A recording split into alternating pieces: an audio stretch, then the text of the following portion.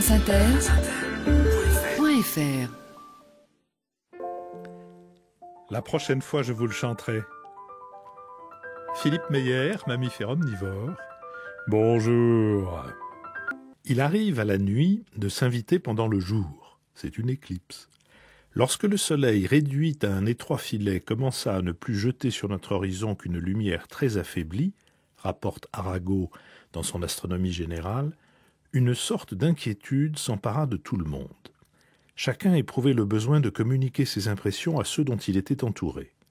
De là, un mugissement sourd, semblable à celui d'une mer lointaine après la tempête. La rumeur devenait de plus en plus forte à mesure que le croissant solaire s'amincissait.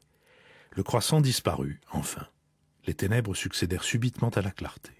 Et un silence absolu marqua cette phase de l'éclipse tout aussi nettement que l'avait fait le pendule de notre horloge astronomique.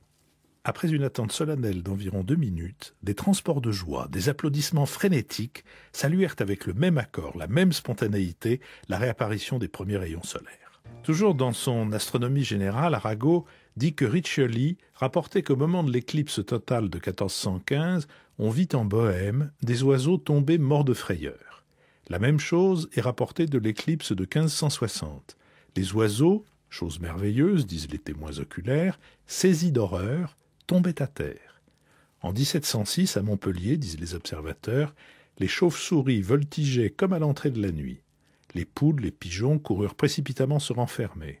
Les petits oiseaux qui chantaient dans les cages se turent et mirent la tête sous l'aile. Les bêtes qui étaient au labour s'arrêtèrent. Dans son mémoire relatif à l'éclipse de 1715, Jacques de Louville, astronome, marin et mathématicien, rapporte, je cite, que les chevaux qui labouraient ou marchaient sur les grandes routes se couchèrent. Ils refusèrent d'avancer. Et Fontenelle raconte qu'en 1654, sur la simple annonce d'une éclipse totale, une multitude d'habitants de Paris allèrent se cacher au fond des caves.